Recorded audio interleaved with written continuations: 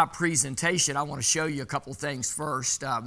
But this is kind of a culmination. I want to share with you my discernment journey towards vision and towards where I think that our church is heading and where we need to go. And along with my journey, I've been talking to leadership, our pastoral staff, our church council, let our deacons know where we're heading and what we're doing. So this is information to you. I wanted a chance for those that were really interested to share with you face to face before I just put something out there in print. So, I feel like I owe you that and that we're in this together. So that's what we're going to do. I want to start tonight. Do you have that video ready, Shane? Okay. I thought, we've seen the kids. You had a lot of good laughs there. That these are kind of two tongue-in-cheek videos. Now, if you want to see these, I don't think the third one. I found these on YouTube, but it's called Church Hunters.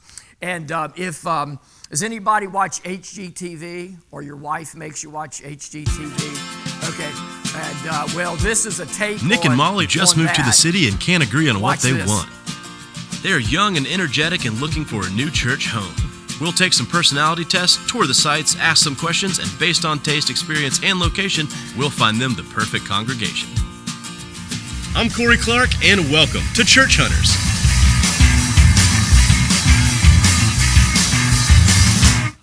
We're so excited to find a church. We just started dating.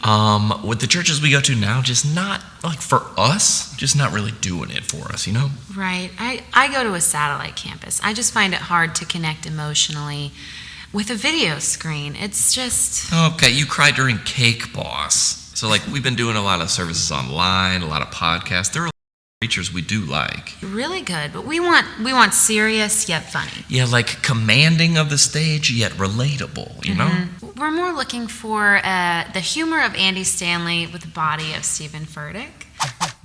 Hey guys, what's happening? I'm Corey. Good to see you. My name's Nick. This is Hey, Molly. Hey guys, welcome to Church Hunters. This is your first church. This is Creekside First Baptist. So while it is traditional, it's still pretty current. Just this year, the pastor started untucking his shirts. Oh, that's good. Big deal. He does dress his age though, so don't worry. He's past the Osteen suit phase, but he hasn't gone full Giglio yet. Okay, so there's holes in the knees or no? Well, it's frayed, but no holes. Frayed? No, okay, got it. Yeah. Perfect. So Okay. hey, let me show you around, okay? All right, Come let's on. do it. I do love this lobby. It's a great lobby, It's not too big, not too small. Yeah. Should be enough room to catch up, chat with your friends. That's all you need. But here's a great thing. There's a bunch of side exits, so if you need to leave early and catch the game, you can do that. Got it. Yeah. Yes. Oh.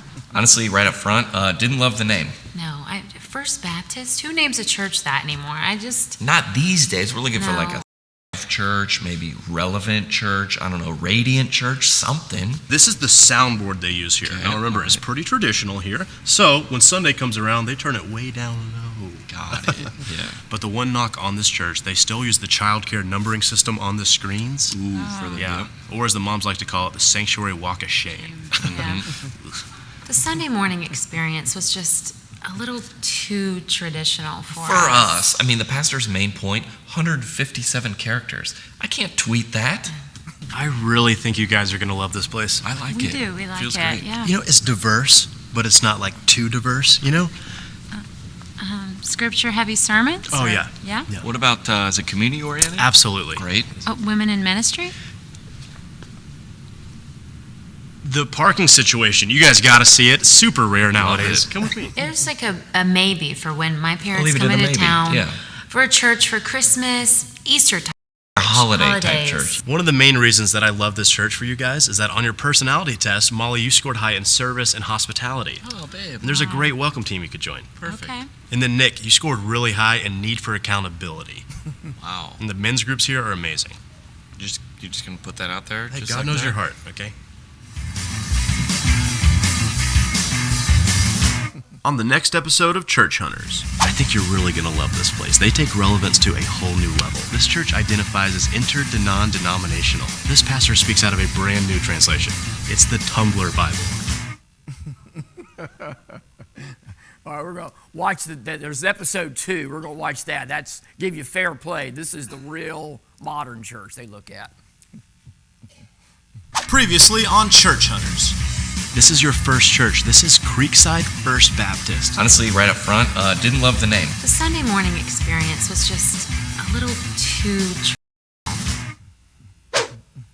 Hey guys, how we doing? Hey, good. Doing How are good, doing good. So I know you didn't love the traditional vibe of the last place, okay? But I Okay. think this church is really going to do it for you. Yeah? It takes relevance to a whole new level. Behind me, you will see molded clay, jar art, tapestry, canvas, mosaic church. I love it. beautiful. Right? So you've heard of interdenominational, Right. and you've heard of non-denominational. Well, this church identifies as interdenominational. Wow, that's perfect for love us. It really is. But here's the kicker. A lot of celebrities go here. Yeah? What? Jeff Foxworthy. We love him. Yep. We really do. Ben Higgins from ABC's The Bachelor. Perfect. Several Real Housewives. Ooh, And Usher even came here one time. Yeah. shut up. Yeah, well, follow me. Come on. Let's do it. So refreshing. Honestly, that last church was just way too traditional. It was Yeah. too much. It was like we left there feeling convicted, like, ugh, right? Right. We're looking for more of a Tony Robbins type sermon. Like inspiration, like a talk with a Bible verse, Yes. Oh, yes. right? It's perfect here. We love it. It really is. We love it. Awesome. Cool. Well, you guys know a lot of contemporary pastors speak out of the Message Translation Bible. Right? Or this pastor speaks out of a brand new translation. It's the Tumblr Bible. Shut We love Tumblr, up. This is though. great. Wow. A lot of emojis, a lot of abbreviations. Oh, I couldn't ask for. And how many seats in here? Oh, it is 6,000 altogether. Babe, 6,000. I gotta be in this worship band. That's Imagine me up on that jumbotron mid guitar solo. Do you know how many Instagram likes you get? Oh my gosh. We find it hard to find a church right now because I grew up Catholic. I grew up and Baptist, so So, like, we drink. yeah, but in private. I mean, obviously you get it. Basically, in terms of like worship, I think we're looking for like a Jesus culture type feel. Oh, I love Right. them. At Hillsong, obviously. Oh, Honestly- lead me to the cross? Hillsong's great. Like a Bethel minus the spontaneous Yeah. stuff. Yeah. Just for me, I connect in worship more when the leader is attractive. I'm a Carrie Job guy. Oh, okay. Well, she's married. So is Christian Stanfield. Wow. So one of my personal favorite things about this church is the service times. Okay. There's an 8:30, a 10, a 1 o'clock, a 5:30, and even a 7 o'clock service. Oh, there's nothing around like 2-ish? Yeah, for us, for what we need, 2:15 is best. Yes. How many songs do they do during worship? Usually 5.5, depending on where the Spirit leads. Oh, Wow, babe, is that a lot? Well, if that's too much for you, seems they have a program here called the Worship Assist Program. Okay. So if you ever get tired during worship, an intern will come out and just hold your arms up. You just keep worshiping the King of Glory. Just like that. I love it. You can still look super spiritual. And my arms get so tired from yoga. Same. I actually like this church. I think we can make it work. It was all right. I mean, it was good, but like I emailed the pastor and he didn't immediately respond. So we're taking these vessels. I swear.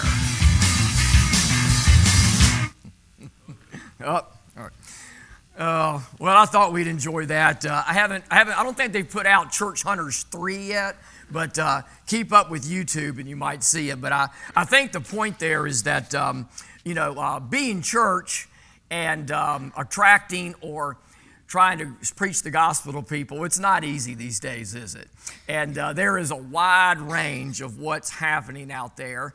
And young people and middle-aged people and people like me are looking for church. So I want to share with you, like I said, about redreaming the vision here at Fairview.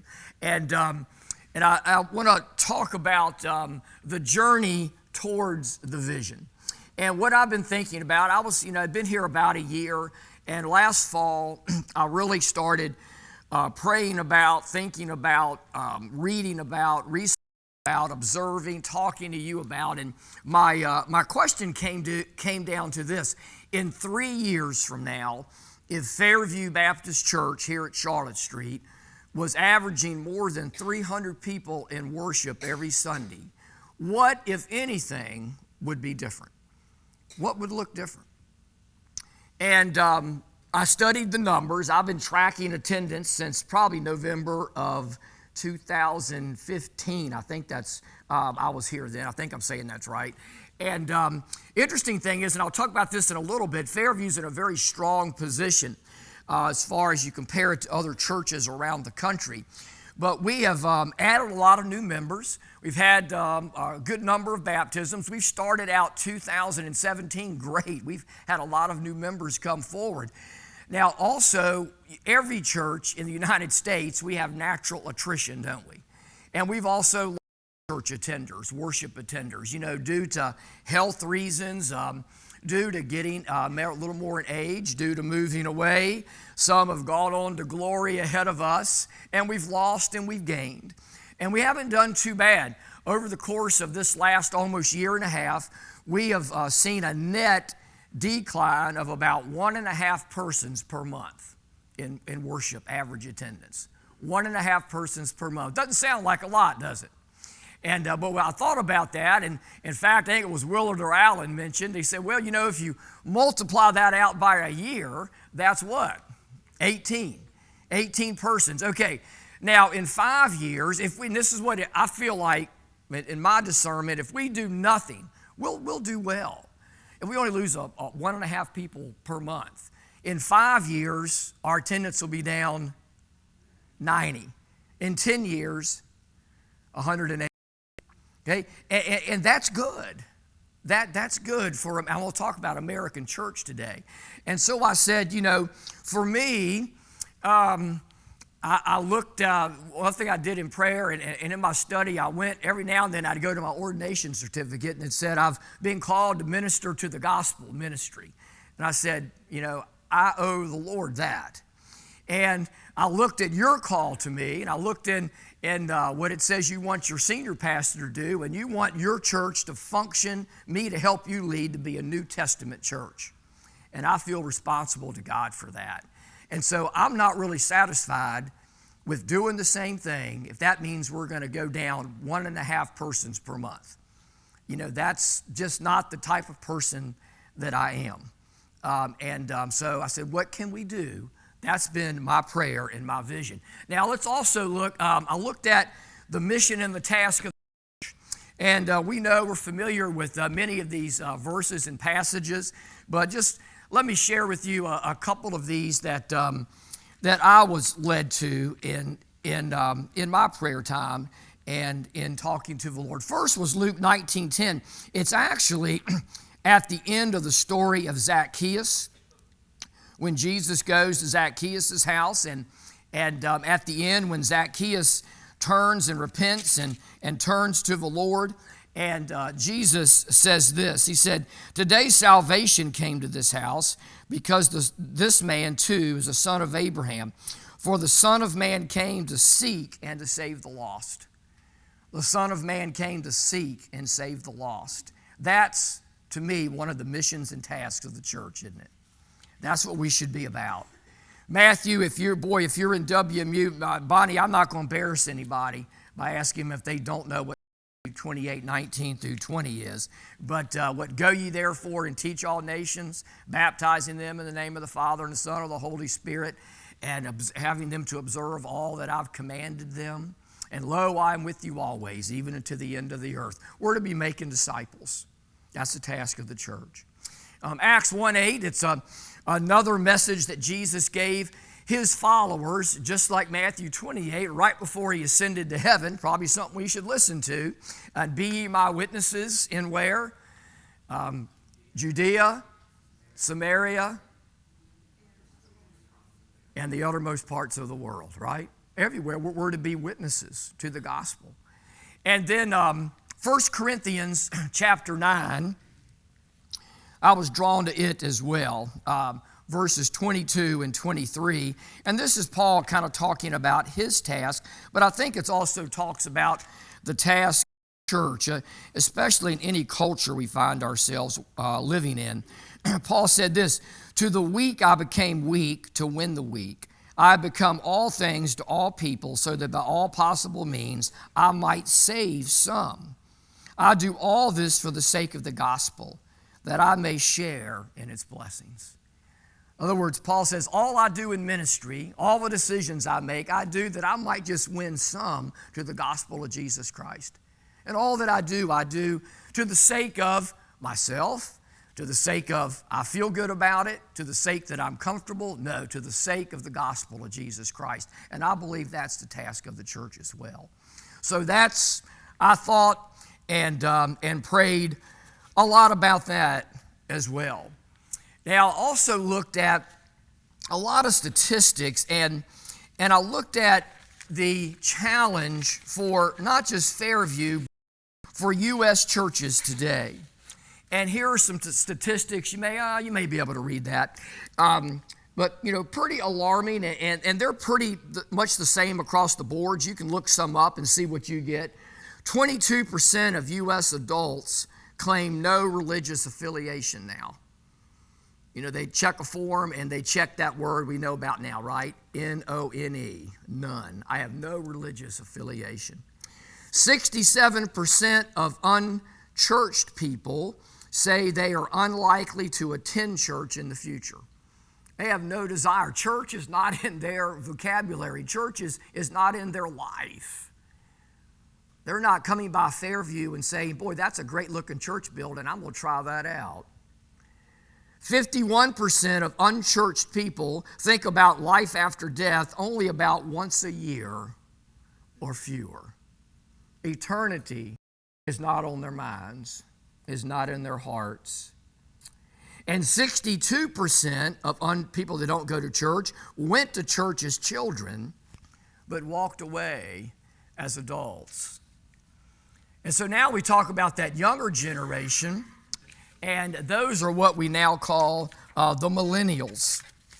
So let's talk about them, usually adults and youth under 40. Only 2 in 10 Americans under 30 believe attending a church is important or worthwhile. That's at an all-time low. 59%, almost 60% of millennials raised in a church have dropped out. And sometimes I say to a group, I'm talking about that, I can say to myself, think about your children, your grandchildren that are adults.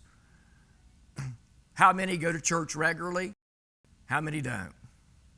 It's probably about that percentage, okay? 35% of millennials have an anti-church stance, believing the church does more harm than good. So they really think, if we just did away with some church, the society would be a whole lot better. And millennials are the least likely age group of anyone to attend church, of any age group, by far, by far. That's a tough task, isn't it? Now, the other thing I did in this time, I did a lot of it this winter, is I had to do some interviewing for doctoral work, and so I included some of the questions to talk about what other churches were doing. I went around the state, and so far I've interviewed 9 other pastors.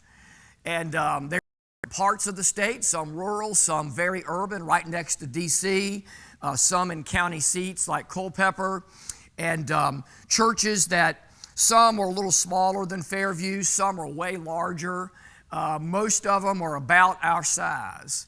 And I went to their place to see their facility and be on their ground, and I interviewed each of them for about an hour. And I asked them many questions. And one of the questions that I asked them is, what in your church gives you most anxiety? What are your congregations most anxious about? What do they worry about? And some of the general answers that came out from all of these churches, most all of them worry about declining worship attendance. They're concerned about how can we continue to reach people under. Sound familiar? And they're concerned and wonder and trying to figure out what church is about in this culture that we live in. That's what a lot of churches around our state are thinking about, that I talk to anyway. What other data did I get from those pastoral interviews? And I asked them kind of what they were doing about that. All but one church is incorporating some form of a praise and worship service in some way or another in their worship schedule. Most all of them have been doing it for several years now. The only one that doesn't, I did talk to a church in Richmond that is a very modern progressive church. It's a very high church and very liturgical, and that's kind of their niche. So they got the split pulpits, split chancellery, and the acolyte, the kids light the candles. I mean, they're all very, very formal, so they didn't. 8 out of those 9 churches offer a standalone modern style of worship service that I went to see and talk to. And every church that has started a second service or started a more modern worship service indicated that the new service is growing. Every one of them. Some of them have great success stories. Some are just beginning and things are just starting. So, all of that said, where is Fairview? Where do I see Fairview at the present? First of all, Fairview is a strong church. And I say that, let me give you this basic statistic. It goes up and down as the years go on. It stays pretty steady. The average worship attendance in the U.S., if you take all the churches, average the Sunday morning worship attendance, what hits in the 50% mark is about 75 people, or sometimes it's gone down, 65 people on a Sunday morning. I mean, that's the average attendance. A church of Fairview that we average about 250, 260, we are in the upper probably 12% of all churches in the U.S. That's pretty amazing, isn't it? 12%. I mean, 88% of all the rest of the churches have fewer people on a Sunday morning than Fairview does. Don't think of ourselves as a small congregation, as a congregation that doesn't have anything to offer, a church that can't reach people. Because we're not. We're a strong church in a strong position. The second thing is that the River Club dream of Fairview that's been going on for almost 10 years now is a success. Rejoice in that. Celebrate that. Pat yourselves on the back. There is a sister campus that averages 400 and some people a week. They're fully staffed. They have their own budget. They're going. We do some things together. We want to continue to do that. That's wonderful. And that's been a great dream. That's been a great dream. But the other thing I realize is that we can't hang on to that as our only or our number one dream. That campus is going to keep going. We need a new dream. We need a dream to replace that. We need a dream where Charlotte Street begins to grow again, where we turn around that average of 1.5 people less per month, where we're having in the positive, and we're reaching people for Jesus Christ that come from our neighborhood, our city, and we're reaching out and doing service like we talked about this morning. I feel like we need something to this, a new dream. And so, tonight I said I was going to focus on worship and growing. And so what we've been talking about is adding another worship service and making some changes to our worship schedule. Again, I've talked to church council. Willard Allen and I have been, hashing it over in staff meeting for many, many months now. I've gone over the schedule with deacons. I've tweaked it. I keep tweaking it. But this is to let you know in person, we're going to go to come this fall. And let me share that with you, and I'll walk you through it. And I hope it's big enough where you can see it, okay? Kind of, sort of. And I'll write it out for you. Once I tell you verbally, I'll put this in print, okay? All right, first of all, we're going to continue to have an 8:30 service, okay? 8:30 service, it may go from about 8:30 till about 9:10. In this, it'll be a traditional service, singing hymns with a message. We'll, probably maybe take up offering at the end of the service as we go out to save some time. But it'll be singing. It'll be most like the 8:30 service you come to now if you come to that. And it's a great story. I'll tell it to you one-on-one sometime. Because he really needs a place. He really wants a place to preach. He misses preaching. Dr. Sizemore has agreed to preach at that service. So he's going to preach in that early service, okay? When he doesn't, I'll be there. When he needs to take a break, I'll be there. But, I was going to give him a call. I'd been thinking about this, and he called me like the night before I was going to call him the next day. And had a conversation with a couple of people and had the same thing on his mind. And I said, Dr. Sizemore, this is not a coincidence. This is some type of a God thing that's happening here. So he's going to be the main speaker in that service. Then from 9:30 to 10:30, we're going to add a praise and worship service. It's going to be, I don't know how to explain, it's going to be praise and worship light. Okay? No, I don't know how you are in years. I was trying to think of comparisons, like maybe if you're from the 50s music, it's going to be like Perry Como versus Elvis Presley, okay? If you're from the 60s, it's like Peter, Paul, and Mary versus the Rolling Stones, all right? Or I thought with the 70s, it's more Eagles versus like Leonard Skinner, all right? So if that helps you get the idea of this, yes, we'd like to have instruments. Yes, we might have some acoustic guitar. Yes, other instruments to go along that. But it's going to be, my idea of worship is when we sing, one, I want us to hear each other sing, hear the person next to you sing. And I want us all singing, not listening or watching a performance, okay? But it will be more geared towards some of the praise and worship music that you hear on maybe PER, some of those songs that you like to sing. I've asked Willard to start thinking about that, and after we have this meeting, he's going to kind of put out a little talent survey for people that might like to help with that. But that'll be from 9:30 to 10:30 a.m. Yes?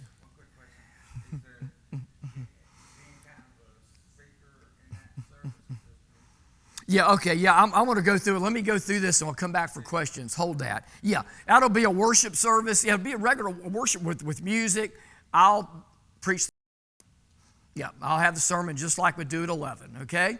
Our Sunday school, our first Bible study time will be at 9:45 to 10:45, just like it is now.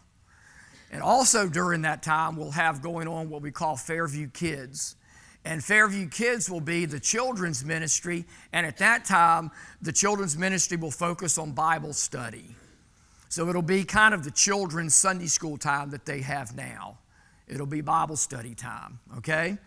And during this time, as people are coming and going, we hope to have some kind of Fairview Cafe where you can go downstairs and get you a coffee or water or juice and talk between when you're going and coming and that type of thing. We've even talked maybe about, and haven't talked to anybody else about this, it's just my thoughts. Sometimes it's dangerous sharing you my thoughts, but maybe not having as much of the food and the pastries and all, sorry, but just having more, to have less volunteers, just have some coffee and juice and water and conversation. Okay, then at 11 o'clock, we'll have traditional worship service, and that'll be worship like our 11 o'clock is right now. Same worship. Choir, organ, piano, hymns. Maybe sometimes we sing a praise song with the piano or organ, but kind of what we're doing now. So in the middle of this, Sunday school, 9:45 and 11 o'clock worship. If that's been your pattern, if that's what you like, no change. You can do what you've been doing. But also at 11, for those that are coming to the 9:30 to 10:30 service, there will be another Bible study time for some of them that wish to have their Bible study time here at church. We'll also try to emphasize some small groups outside the church. And there'll be another Fairview Kids experience. So they won't be doing the same thing. This will be more of a worshiping emphasis. Kids worship, children's church, like kind of we're doing now, okay? So one time they're doing Bible study, another time they're doing worship. Yes, at both those worship services, it'll be music, and the central part of that service will be a message, a biblical message that I will do, and like we do now, invitation, and it'll be very similar to what's going on at this point. So, what do we need to do? Well, let me do this first. Yeah, September 10th. We're bounced it around. I'm looking at September 10th launch date. Kids have gone back to school. We're going to start Wednesday night suppers and Awanas that next Wednesday, and we want to work towards launching our new schedule in the early part of September, and that's what we want to start working towards. And now, how do we Whoops, I hit the wrong button. There, I got it back, Shane. How do we get there? What do we need to do to get there? And I put a couple things down here. I said, first of all, we need to pray. And I really believe that because I've been doing a lot of praying. And if you've seen if I just show you my little scratch book and my prayer book where I pray and discern and think, I've got so many different ideas and notes and places I've gone with this that, it's taken a while to get here. And we all need to pray about it. And I think we need to pray to the Lord for us to just have the desire to reach people with the gospel message. Because we've seen from that video, we've seen from those statistics, people need to hear the gospel message. They need to. We need a Fairview membership commitment to this new dream and the dream to reach others for Christ through service and through worship and growing together. But we've all got to come together and I think Alan put it on the Facebook, kind of roll up our sleeves and get to work and make this successful. And we're going to have to work this spring and summer really doing some outreach and some marketing to our own community and working on some special Wednesdays this summer. And I'll talk to you about or get you information on that, some special community things we can do on some Wednesday nights in the summer. And then maybe having some praise services on Wednesday nights in August to kind of build up to what we're going to be doing. Also, what do we need to go get here? Well, obviously, we're going to need some new praise and worship music teams and leaders. Willard's going to be looking for that and trying to work around that. We're going to need volunteers, especially in the children's ministry area. Now, right now, we have a minimal amount of children. We can take care of that. We're going to need a few volunteers for that 9:30 time and that 11 o'clock time. But I believe that as the Lord, as we pray and work and stay close to His will and growth begins to happen, those volunteers will need more. We're going to need volunteers to get this going. Greeters, ushers, but especially those in the children's ministry area. We really need that, so pray about that. And we need, I feel like, some new small groups to begin outside the church walls. I know Billy and Chuck have a great Monday night group going. Some of y'all have some great small groups going during the week and during the evening, but I hope to be able to offer a couple of more that are really, I know that, Steve and Tiffany, did I say that right? Yeah, Steve and Tiffany are trying to start one for young adults on Tuesday nights, but we need some more of those, and especially geared to people that don't know a lot about Christianity or reintroducing themselves, learning the basics. And gosh, everybody in this room can disciple and lead a group with that. Yes? Stephen, not Steve. I was on the trip with him. I said, what do you prefer? And he prefers Stephen. You're correct. You were correct. And if I say that, y'all say it. So Stephen. Yeah. Please say Stephen. Yeah. Like, don't call me James. You can call me Jim or Jimmy, but don't do that. So to finish my part and to give you a chance to bounce some things off of me or throw tomatoes or whatever we want to do, I go back to that 1 Corinthians. To me, a lot of it comes back to that, is that I believe that to the weak I became weak, Paul said, to win the weak. I've become all things to all people, so that by all possible means I might save some. Not everybody, but some. That's our task. So I do all this for the sake of the gospel, that I may share in its blessings. We're doing this for the Lord. So that's my discernment journey. That's where I've come to this point. So I want to give you a chance to respond. If you can kind of maybe just let me raise your hand, recognize you, kind of talk up here to me, and if you have a question, and I'll try to do my best. And everybody could hear if anybody has a question or a comment. And let's take, if we need to, let's take till about 25 till 25, take to 8 o'clock, see where we are, and maybe we'll have asked enough, or I'll be glad to go further with some or meet with some in private. Anybody have any word? Could you just put that back to the schedule? Yeah, okay, I will. And let's see, is that ham? Yes. Back here, Willard, Charmaine. Okay, there it is. Yeah. Sorry if it's not big enough. I try to make it as large. Charmaine? probably don't need this. I'm told I'm very loud. Oh, I see. Okay. I have a question. I understand the change, and I'm pleasantly surprised to see what I'm seeing. My question is this. You said the 11 o'clock service, nothing's going to change at this point. But my question is the church, are the pastors open to suggestions of some things that we see in 11 o'clock that maybe we would like to put out there for your consideration? Will there be that opportunity in September or before September or never?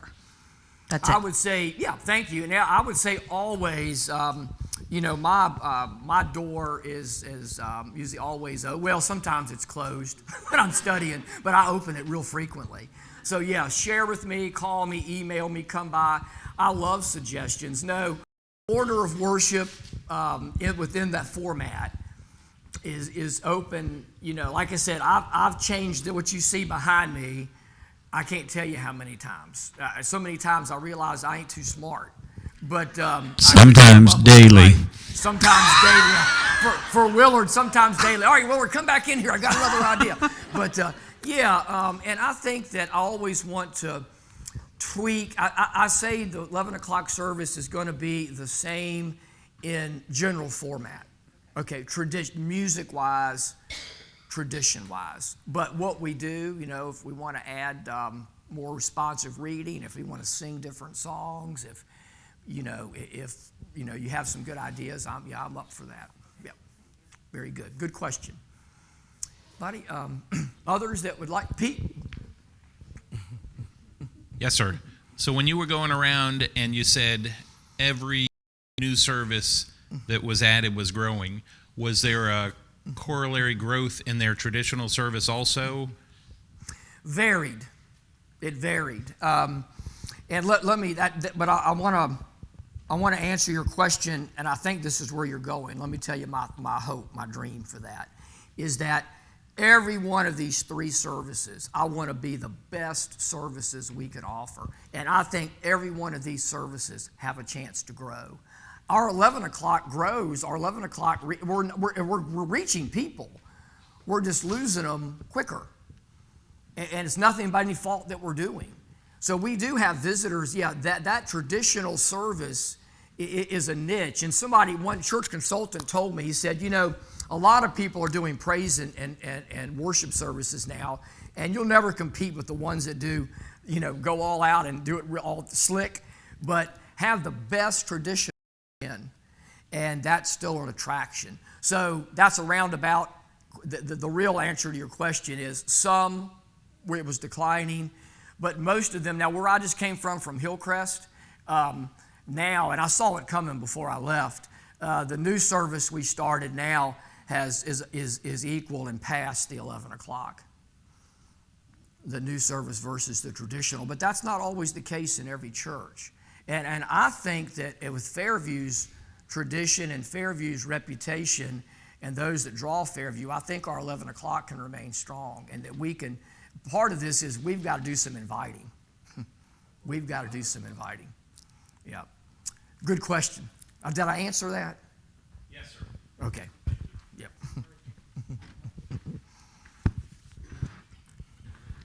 You indicated that we're going to start this in September, so decision has been made. There is a vote of the church. So I guess somewhere along the line, since we did the, moved or made the motion to go ahead and do the River Club, and that took, I guess, a church vote as I understood it, this process doesn't require that. I did not see that it did, Steve. As I read the kind of the way that our bylaws are and what we were doing, I felt like this was a decision made within leadership and within the leadership of the church. So I've tried to work with the church council along the way, okay. And I think that that's where that decision, can be made. And we list the things that we do in general business meeting. We kind of changed that, and I felt like this was the best place to make that decision. I can't answer to the River Club and where the bylaws were then, or right. And I think that dealt with a lot of dollars. Yeah, it was voted, to do that. Well, that- You're planning a whole new campus.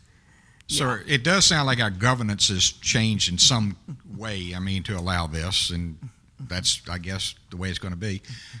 My only concern is, and you're talking about the future, and I'll borrow something from the future, a statement called from Star Trek. The more complicated the plumbing, the easier it is to stop it up. And my concern is all intentionally or unintentionally, as you put more emphasis on the contemporary, that somewhere along the line we drop the efforts of the traditional. And there are still a lot of us millennials, not millennials, but us. No, I'm not. I saw a program on the millennials the other day, and I don't want to be one. I'm not either. But the boomers, there are a lot of us who hopefully plan on staying around a while and would like to continue the traditional. And I'm just concerned that as time goes on, the flavor of the church will diminish that. So that's Right. a concern. Okay, thanks, Steve. And I think I said earlier, my desire is that we work just as hard on making every one of those services the best they can be. And that's what happens as the future goes. Like I said, I believe our traditional will continue to reach people and grow. We got 2 more baptisms coming up. We baptized, I think, 3 this year already, and we've had other new members.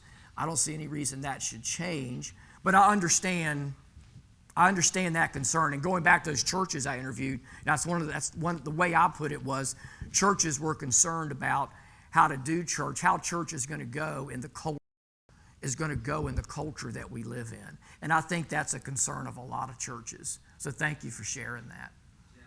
Quick comment to Mike. I feel like God would give us the best of both worlds as far as the worship, praise, and Okay, Charmaine? Yeah, that's okay. Just so some of the front can hear. Recording, forgot. Fairview had this setup basically in the past, years ago, before River Club. So I can't believe it's 10 years, but okay. Well, close. I think it's not quite. Pretty close, though. coming Wow, up, yeah.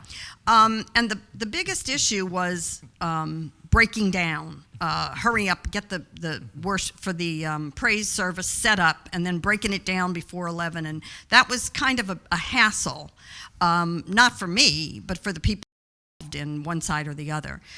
It seems like with your change of times, you've addressed that.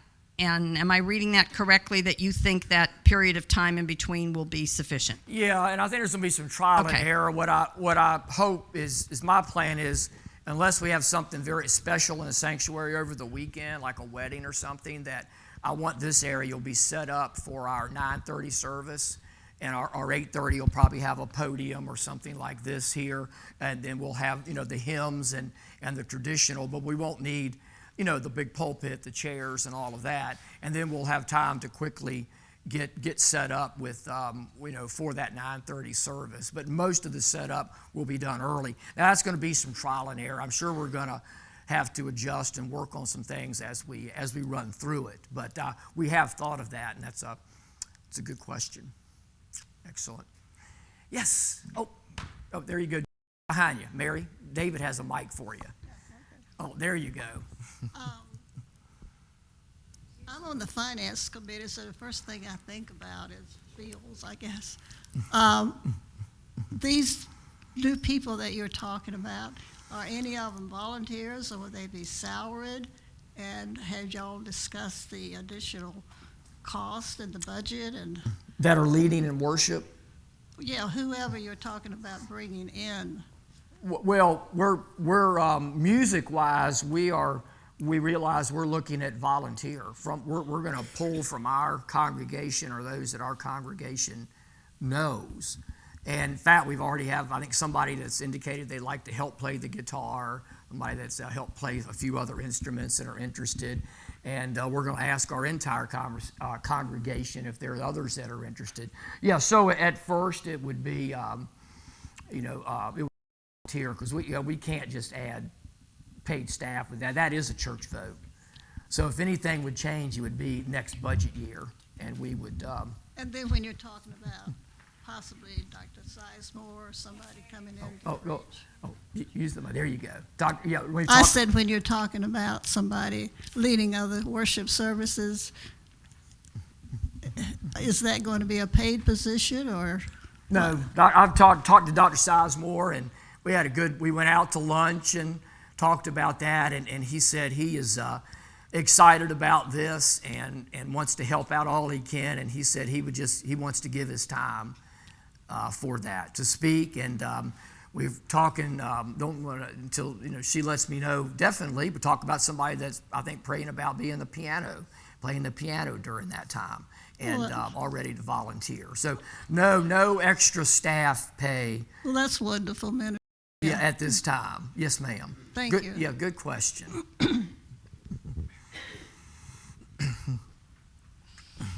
Oh, yes, ma'am. Let's see. Oh, David? No, Joan. Joan has. David, did you have a question? Yeah. Oh, go ahead. First of all, I think it's a wonderful idea.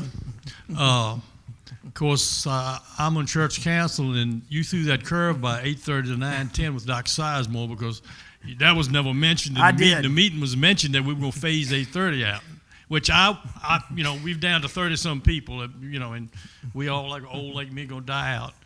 But I don't want to. But I like that setup. I think it's wonderful. The problem we're going to have ushers for that service, and I would personally like to get some younger people because I don't think any of my ushers, old people like me, would want to do that. But if they do, that's fine. But I think you'd have more ushers, and possibly junior ushers would probably want to do that. But that's a wonderful setup. If I would have been more in favor of it if I'd known that back in the. When we had the church council meeting, but I don't see anything wrong with that. Everybody's getting your cake and eating it too right now. That's the way I feel. And more ushers is on our volunteer needs list. Yeah. Rick, did you have a question? Oh, no.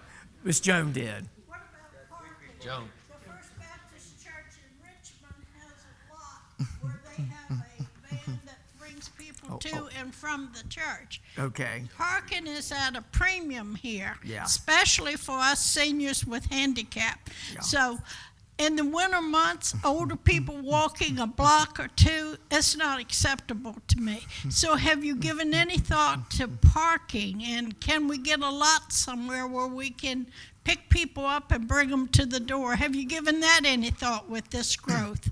Well, I have, and I realize that, and I think one thing that I'd like to do, David, is couple of the ushers this spring and summer to do a parking study. I would like for y'all to go out during each service or beginning or end and see where our parking is and how much we need.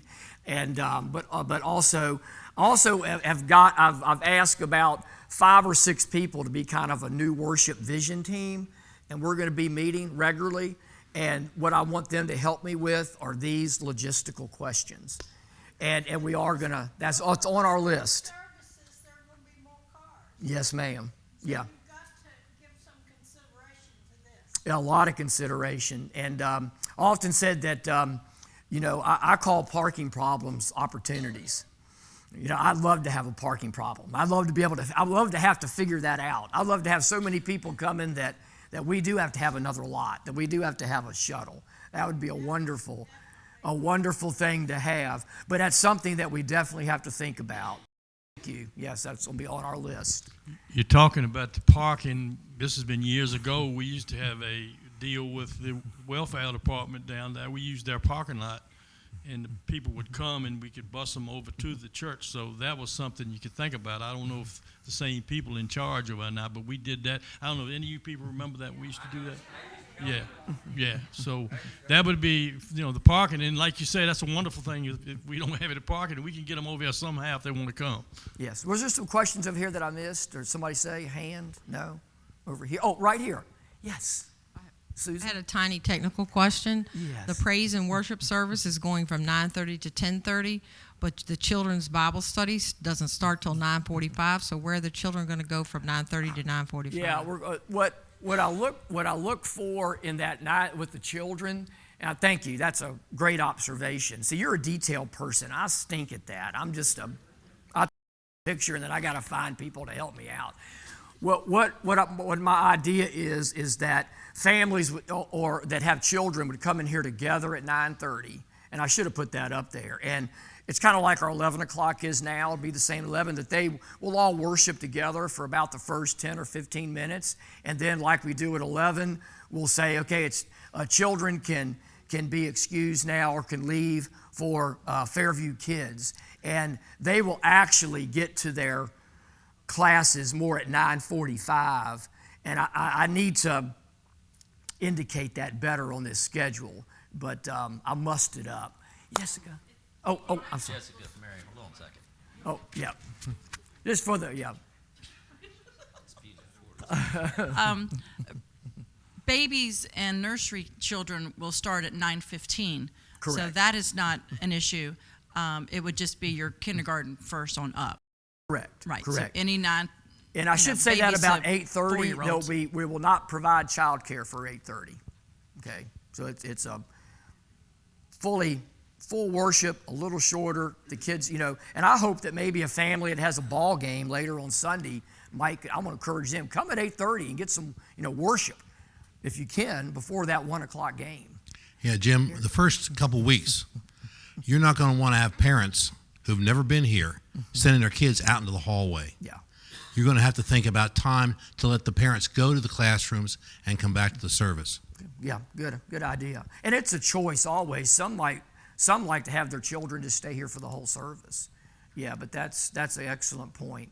And some of the worship vision team that's on here, y'all writing this down, right? Okay, remembering this. I told you details. You got to do a little trial and error. Good point. It's a good point. Okay, good questions. You think?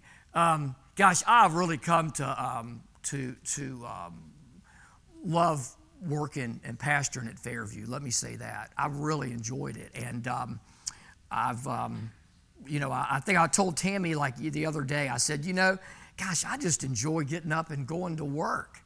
And I said it's kind of like not work, but don't tell anybody.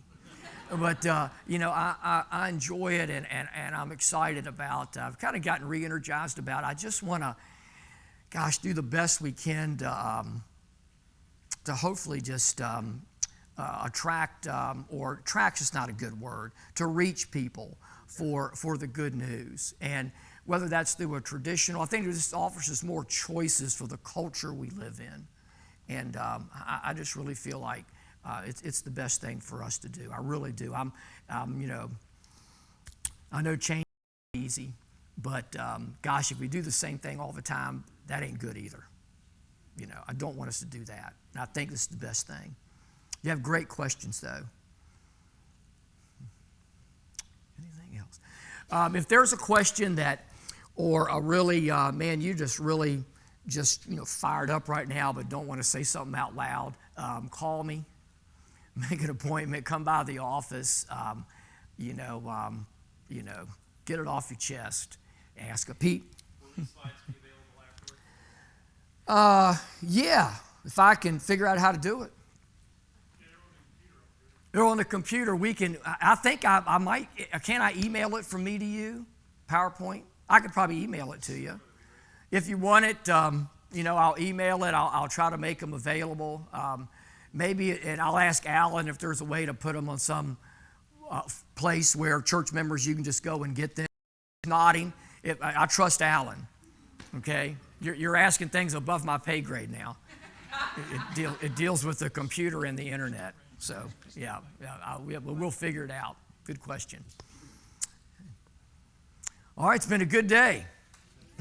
Good day, right? New members that were here before. Thank you all, John and Ruth, for coming down. Children have led us in worship. But I hope you catch the dream. Be excited about it. Get behind it. It'll be it's going to be fun. Let's make it fun. Working for God's fun. And I'm going to start putting some things out there on paper now because I figured I've talked to you face to face, okay? All right. Can we pray? All right, let's pray. Lord, again, gosh, as I've been praying for many months now, please just let these visions and plans be yours. mine, not our church councils or deacons or any individual here, but may they be yours. And just continue to humble us and show us your way. Just illuminate our hearts and give us a heart for the lost and a heart for the oppressed and the weak and the poor, and help us to keep reaching out to them in Jesus' name, and correct us where we go wrong and where we fail you. Lord, now send each person here home with your blessings, Lord, and keep them safe and bring us back to worship you soon. In Christ's name we pray. Amen.